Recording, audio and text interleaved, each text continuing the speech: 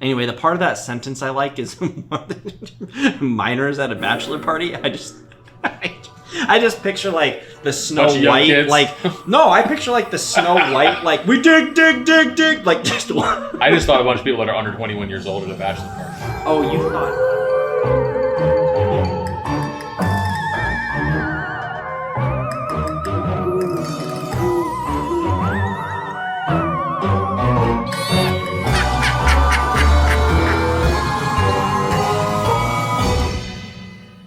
Welcome to Talk About Scary, the show where we do just that. Talk about history. And scary places. And scary places sometimes. Sometimes. Mostly history. Mostly history is true. I'm Clay. I'm Adam. He's Adam. He's and Clay. I'm Clay. That's right. So today we are talking about a really, really exciting place. I'm excited. We are. It's interesting. We've been doing a lot of hotels because of our stay at the Hotel Monte Vista, and it's been a while since we've done something like a cemetery. So I figured let's go to Colorado and talk about the Silver Cliff Cemetery. Ooh. You know why I like cemeteries? Because there's dead people there. There is dead people there. There you go. That's the first part. That is actually better than a lot of places that we've investigated so far, so... Although there's no proof that they weren't all buried alive. They're dead now, but they could have all been alive when they were buried. Yeah, back then. It does happen sometimes. Yeah, people are interred alive, yeah. And this is a cemetery that is still in use today. It's owned and operated by the town of Silver Cliff. And it's interesting because the cemetery is actually split into two sections. One half is for Catholic burials, and the other half is for Protestant burials. So, I don't know why, but I find that kind of interesting. It's like, it reminds me of a wedding. No. Pick a seat, not a side.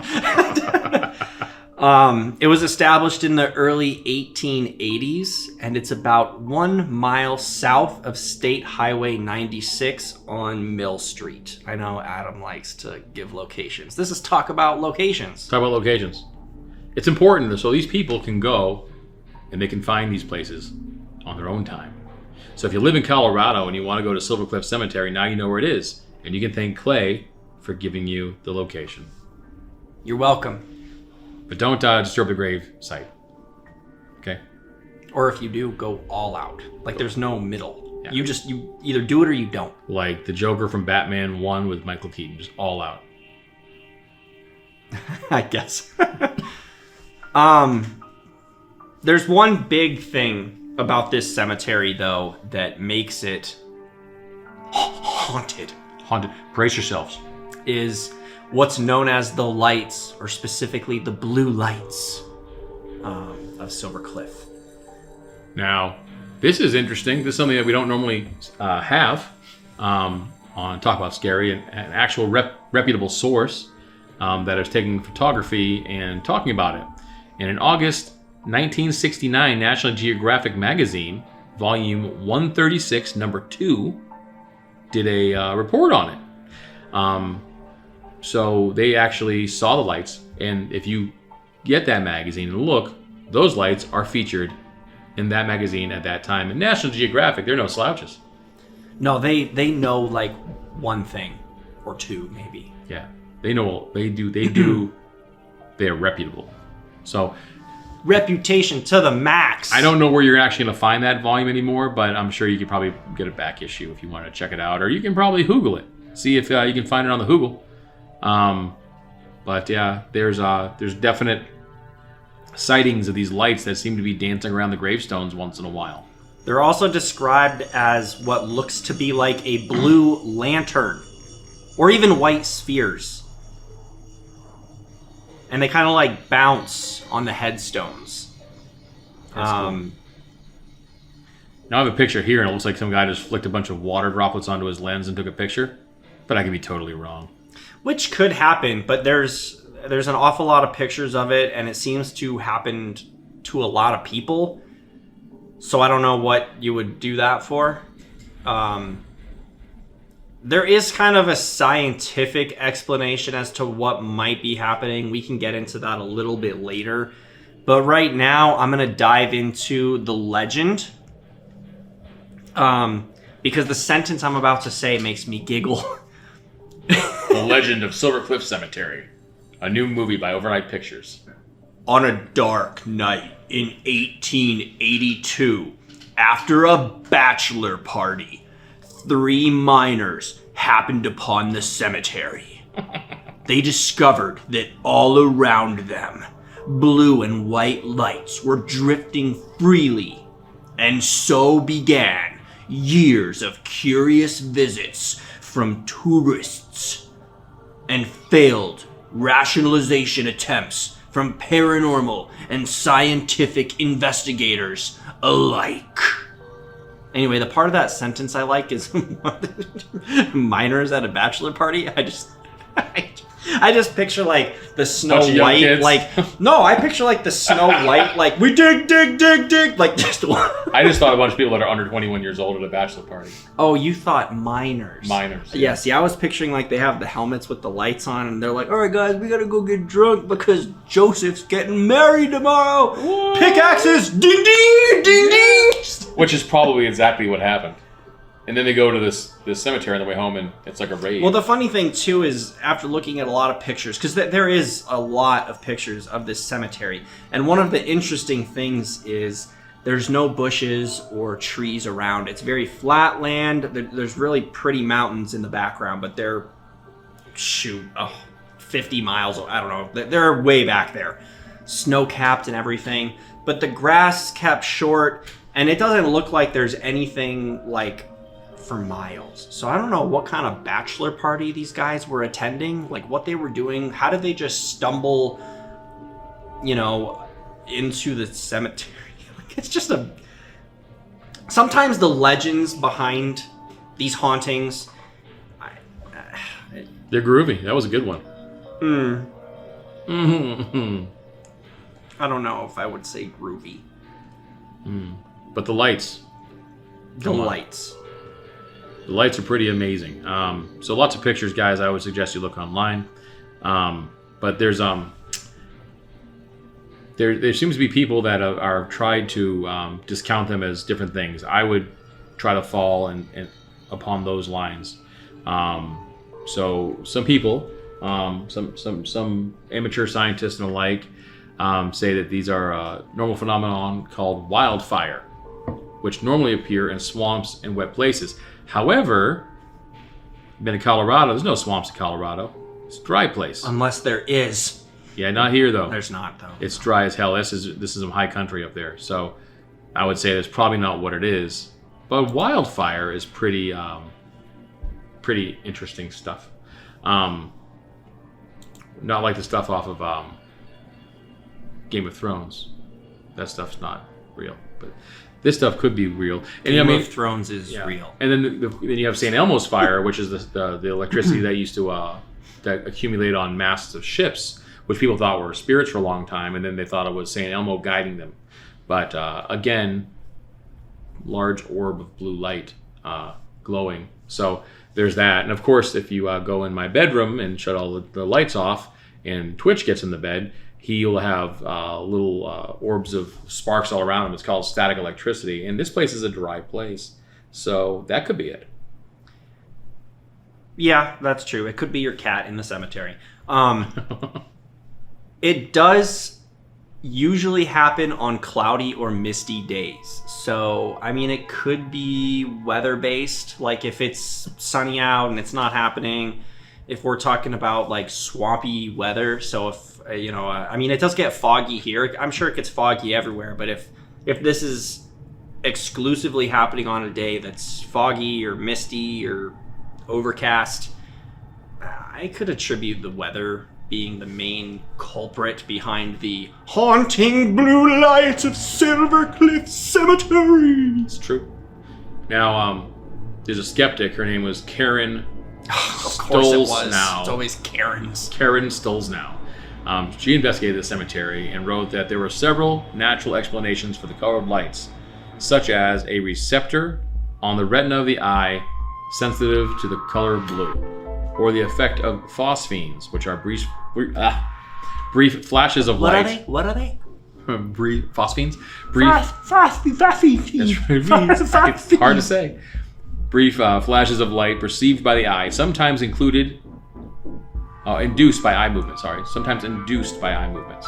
Well, is that the same thing? Because I'm seeing here that some people believe that the headstones emit phosphorescence, which is a type of light that appears over time without heat. Yeah, see, all this stuff... But no studies have been done. No. So, like, you can't verify anything. And if that's the case, then why are they only over the headstones? And if it was just your eyes doing it, that's what she said, that's your eyes doing it, then how the hell do they take pictures? Your camera's not an eyeball. Unless your camera's an eyeball. That's right.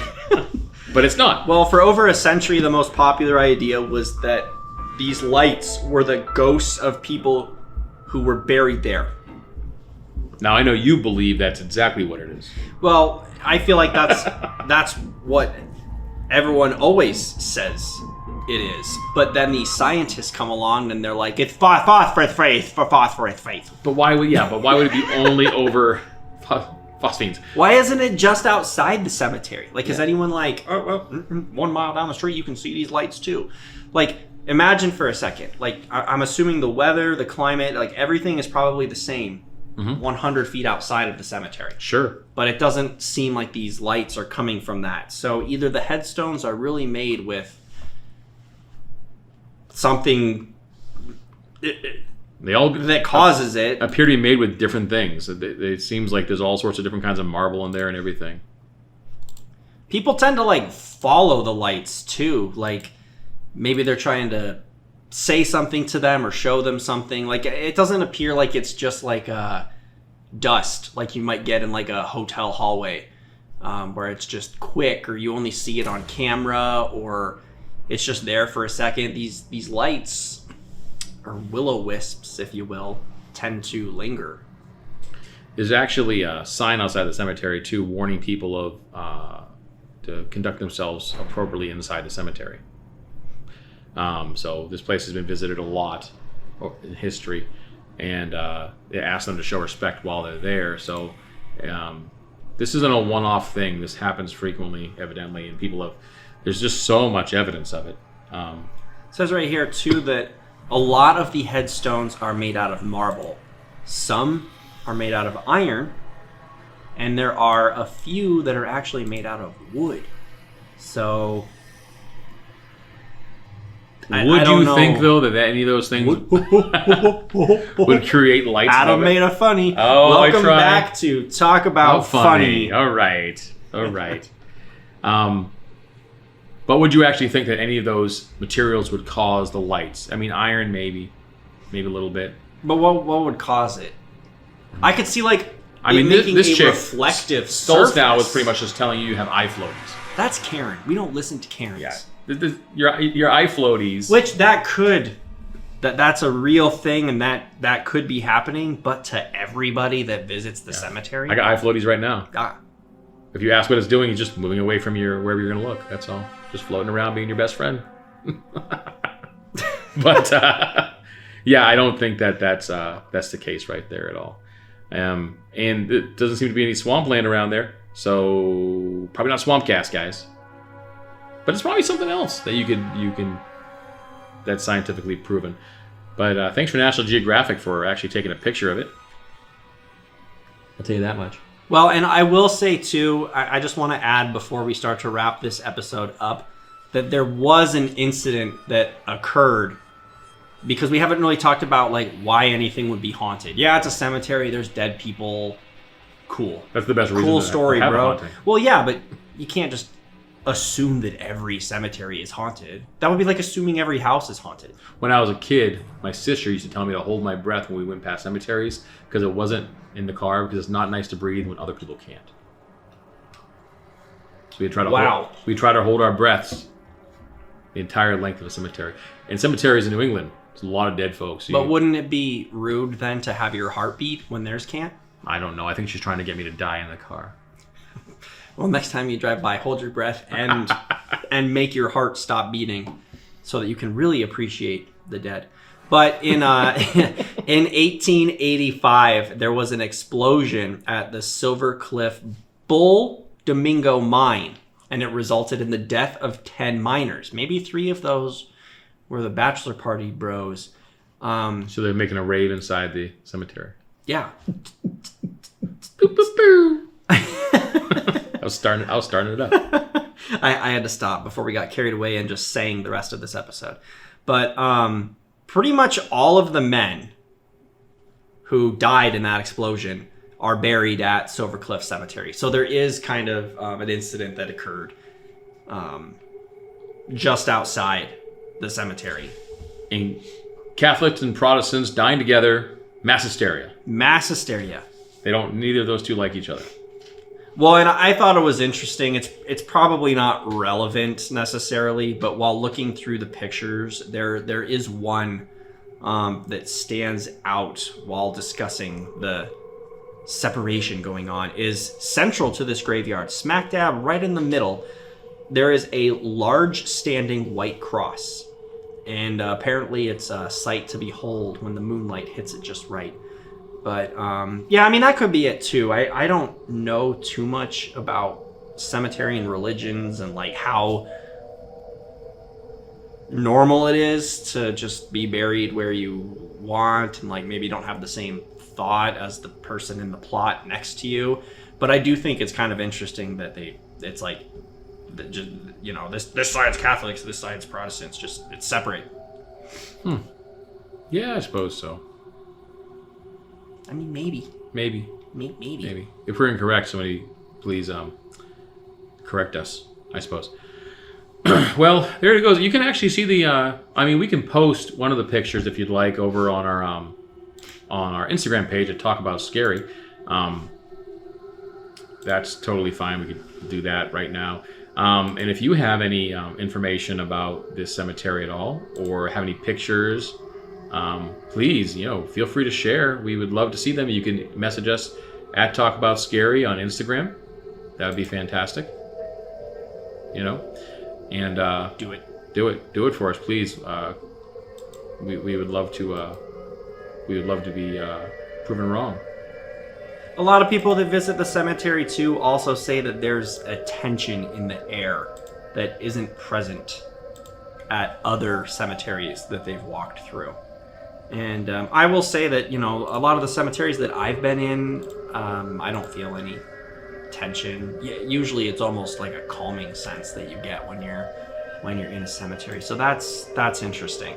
Yeah, there's a cemetery by my house when I lived in Florida for a while, and I got to tell you that it was the best cemetery ever. We'd all just hang out in it all day long. It was like a park. We'd play Frisbee and stuff there. Castleberry, Florida. I mean, it's Florida, so whatever. But, I don't play Frisbee or have picnics in the cemetery. It was a beautiful cemetery, it really was. And all the dead folks were way set back. They weren't up front, so it was nice. Oh, okay. So it was like a park. You're not diving to catch right on the. No. You wouldn't do that. That's tasteless. And we'll post this picture. It's actually a fairly interesting picture. I kind of made fun of it. There's little orbs all around the ground and everything, and it's taken at night, so the saturation's really low. But there's a significant lot of them. And at first, I had said that they looked like someone threw some water on the droplets on the lens. But some of these orbs of light seem to be pretty far away from the lens. They're not all on one plane. So there you go. There's something fun for you guys to watch there and see for yourselves. I'm just staring at the picture. So, but we'll post that on our Instagram page today. And if you have any stories about this place, again, please let us know. Message us via the gram, and we will post your story. We'd love to. And I think that's just going to about do it for us today. Don't you? That's all I have. All right. Well, until next time, boys and ghouls. Creep it real. Creep it real. I actually like this picture a lot. This is a really good picture. Did you just email it to me? I just emailed it to you. That one would be good for the thing. And of course, there's other ones that are just,